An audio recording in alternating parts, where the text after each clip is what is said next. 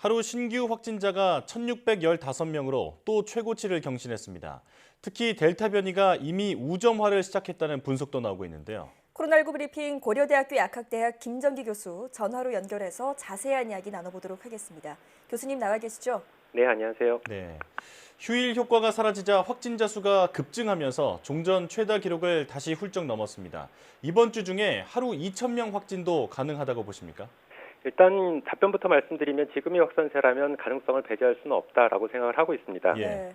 조금 더 설명을 드리면 지난 7월 7일 신규 확진자가 1,000명을 넘어서면서 위기감이 고조가 됐고요. 이에 따라 지난 월요일 7월 12일부터 수도권에는 4단계 거리두기가 시행이 되고 있는데 일단 지금의 상황은 과거 1, 2주 이전의 상황의 결과가 반영되는 것이다라고 보시면 될 것 같고 네. 일단 강력한 방역 조치인 4단계 조치 수도권에서 시행되는 게 월요일이었거든요. 그러니까 월요일을 기점으로 해서 향후 1주에서 2주 정도까지는 지금의 확산세가 계속 지속되거나 더 높아질 가능성이 있다 이렇게 보고 있습니다. 예. 네. 근데 문제는 실제로 이러한 4단계 방역 조치가 유효성을 발휘할 것이냐 이 부분인데 실제로 여러 가지 측면에서 볼 때 이 부분에 대해서는 의문점이 상당히 있고요. 따라서 향후에 이러한 어떤 확산세는 계속 증가하거나 유지될 가능성이 상당히 높다 이렇게 보고 있습니다. 방역 당국에서 최근에 그 수학적 모델링을 했을 때 지금의 확산세가 유지될 경우에는 8월 말에는 신규 확진자가 2,300명에 도달할 것이다라고 예측을 내놓았는데요. 예.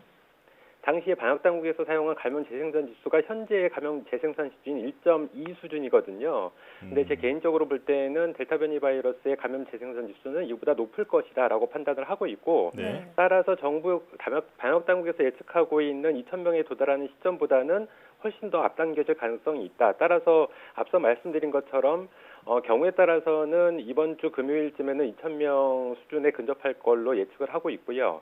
다음 주가 넘어가면서 다음 주 초에는 주말 효과가 일정 부분 반영되고 그 이후에 평일 기준으로 볼 때에는 2,000명을 넘어설 가능성도 배제할 수는 없다. 이렇게 개인적으로 예측을 하고 있습니다. 예. 네.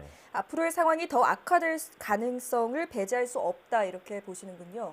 자, 수도권뿐 아니라 비수도권 확산세도 거세지고 있습니다. 비수도권은 일부 지역을 제외하고는 거리두기 단계를 2단계로 올렸는데요. 현재 조치만으로 풍선 효과를 막을 수 있을까요?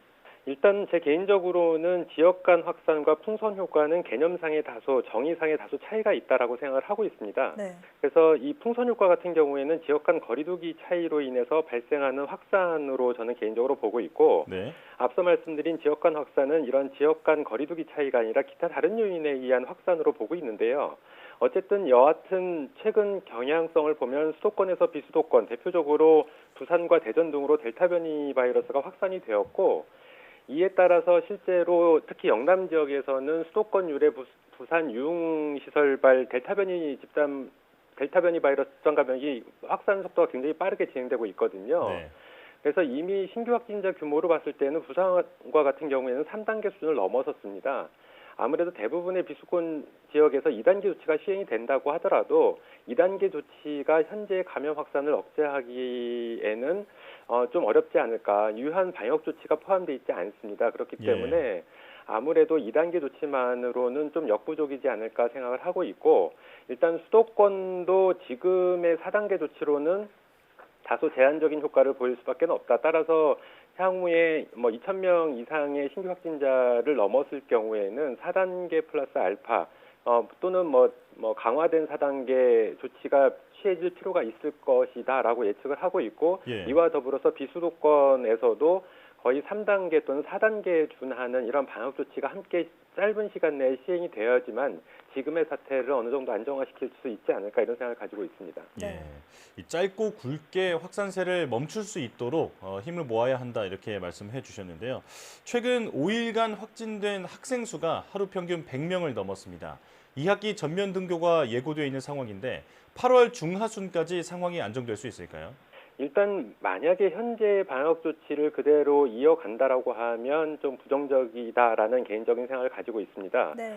앞서 앵커께서도 짧고 굵게라는 말을 쓰셨는데 이 용어가 실제로 지난 월요일에 그 수도권 특별 방역 점검 회의에서 대통령께서 언급하신 있거든요. 그렇죠. 근데 정말로 짧고 굵게 본사태를 해결하기 위해서는 앞서도 잠깐 말씀을 드렸는데 현행의 수도권 4단계 조치만으로는 역부족일 가능성이 상당히 높다라고 개인적으로 판단을 하고 있고 네. 4단계 플러스 알파 내지는 고강도 4단계 조치가 필요하지 않나. 그리고 앞서 말씀드린 것처럼 비수도권에서도 4단계 내지는 4단계 준하는 조치들이 한 2주 정도 한시적으로 시행이 되어야지만 지금 사태를 짧고 굵게 끝낼 수 있지 않을까 이렇게 생각을 하고 있습니다. 그렇지 예. 않을 경우에는 8월 중하순까지 지금의 상황이 계속 이어지거나 오히려 더 확산하는 방향으로 갈 거고요. 특히 8월 말에 환절기가 도래하게 되면 감기가 유행을 시작을 하게 되면서 이 코로나19에 있어서 굉장한 악영향을 미칠 가능성이 높습니다. 그렇기 네. 때문에 실제로 대통령께서 언급하신 것처럼 정말 짧고 굵게 가려면 지금의 조치로는 역부족이다. 더 강화된 조치가 필요하다. 이렇게 생각을 하고 있습니다. 예. 네. 지금보다 고강도 조치의 필요성을 언급해 주셨습니다. 자, 현재와 같은 확산세의 변이 바이러스 이야기를 안 할 수 없습니다. 델타 변이 검출률이 매주 2배에서 3배가량 급증하고 있고 또 이미 국내 확진자 4명 중 1명꼴이 델타 변이 감염인 것으로 나타났습니다. 이 정도면 방역 당국이 통제할 수 있는 범위를 이미 벗어난 걸까요? 일단 벗어나지 않았나 개인적으로 생각을 하는데 현재 유행을 주도하고 있는 것이 델타 변이 바이러스고요. 이 델타 변이 바이러스 말씀하신 것처럼 매주 2~3배가량 검출률이 증가를 하고 있는 상황이거든요. 해외에서도 보면 불과 한두 달 만에 델타 변이 바이러스가 우세종이 되고 있는 상황입니다. 네. 그 얘기는 일단 해외는 말할 것도 없고 K방역을 자랑하는 우리나라에서도 델타 변이 바이러스의 전파력이 방역 당국에서 현재 취하고 있는 방역 조치 통제 범위를 넘어서고 있다. 이렇게 보는 게 더 타당하지 않나 이렇게 생각을 하고 있고요. 네. 그리고 연일 1000명대의 신규 확진자가 계속 나오고 있는 상황이기 때문에 이 신규 확진자에 대한 어떤 역학조사나 방역 조치가 현재 우리 방역 당국에서의 인력의 수준 한계점을 넘어서지 않았나 이런 생각을 가지고 있습니다. 예. 네. 자, 그런가 하면 이스라엘에서는 화이자 백신 효과가 64%까지 떨어졌다는 연구 결과가 나왔고 또 실제로 델타 변이 감염자가 늘어나자 세계 최초로 부스터샷 접종을 시작했습니다. 교수님께서는 부스터샷 필요성에 대해서 어떻게 보십니까? 일단 이스라엘 경우에는 세계 최초로 말씀하신 것처럼 부스터샷을 결정을 했는데 일단 제한적으로 시행을 합니다. 그래서 면역력이 저하되어 있는 장기 이식 환자들에 한정해서 일단 부스터샷을 결정을 했고요. 네. 어쨌든 지금 세계 각국에서 델타 변이 바이러스가 확산을 하고 있고 델타 변이 바이러스는 기존 바이러스 대비 백신 효과와 회피 능력이 상당한 걸로 추정을 하고 있거든요. 또한 향후에 제2의 델타, 제3의 델타 변이 바이러스가 출현할 가능성은 당연히 예견된 부분이고 네. 이 중에서 현재의 델타 변이 바이러스처럼 델타 변이 바이러스를 제치고 우세종이 되는 변이 바이러스도 당연히 등장할 걸로 예측을 하고 있습니다. 예. 따라서 향후에는 부스터샷이 당연히 필요할 걸로 보고 있는데 그럼 우리나라에서 부스터샷이 지금 시점에서 필요하냐? 우리나라에서는 지금 시점은 부스터샷을 고려할 단계가 아니다. 네. 일단 백신 1차 접종자를 기준으로 30% 정도 수준밖에는 도달하지 않았기 때문에 일단 집단 면역에 도달하는 데 보다 더 집중하는 게 우리나라 상황에서는 더 맞다라고 생각을 하고 있고 네. 향후에 우리나라에서 집단 면역이 형성된 이후에는 이 부스터샷에 대한 본격적인 논의가 오는 시점이 분명히 오기는 할 거다라고 예측을 하고 있습니다. 네. 국내에서는 부스터샷 도입 논의를 하기에는 조금 이른 감이 있다. 이렇게 정리할 수 있겠습니다. 자, 국내 돌파 감염 사례를 보면 얀센이 143명, 화이자 59명, 아스트라제네카 50명 순입니다. 얀센에서 돌파 감염 사례가 많이 보고되는 이유 뭐라고 봐야 할까요? 일단 화이자나 아스트라제네카 백신 대비 얀센 백신의 차이점은 일단 접종 횟수가 1회다라는 부분이 있고요. 이 부분에서 기인하지 않나라고 지금 추정을 하고 있습니다. 네. 일단 어떠한 백신인지를 불문하고 백신은 고용량으로 한 번 접종하는 것보다는 오히려 저용량으로 다회 접종하는 것이 면역 반응 측면에서 우수할 수밖에 없고요. 네. 물론 얀센 백신이 허가받을 때는 임상시험 단계에서 1회만 접종을 해도 다른 백신 대비 유사한 수준의 항체가를 보였다라고 판단을 했기 때문에 1회 접종으로 허가를 받은 것이거든요. 예. 근데 백신 효능이라고 하는 게 항체가라고 하는 체액성 면역 반응으로만 평가를 하는 게 아니라 기타 다른 세포성 면역 반응 같은 다른 요인들도 함께 작용을 하기 때문에 이러한 부분들이 일단 1회 접종 면에서는 부족했지 않나 생각을 하고 있고 따라서 지금 제가 그 백신 횟수를 말씀드렸는데 우리나라 같은 경우에는 필요한지 안 한지에 대해서는 일단 조금 고민을 해봐야 될 텐데 백신 접종률이 낮은 국가들, 그러니까 우리나라도 경우에 따라서 필요할 수도 있거든요. 그래서 지금 용량보다는 저용량으로 백신 접종을 해서 백신 접종 속도를 늘리고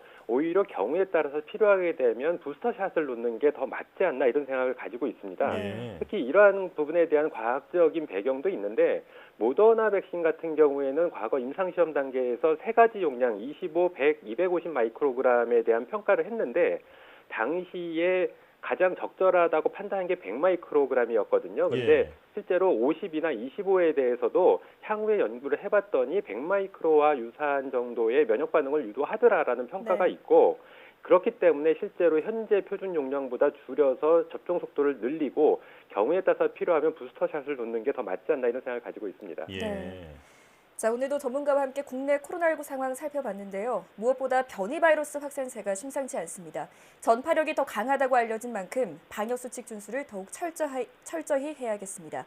지금까지 고려대학교 약학대학 김정기 교수와 함께했습니다. 교수님 고맙습니다. 네, 감사합니다.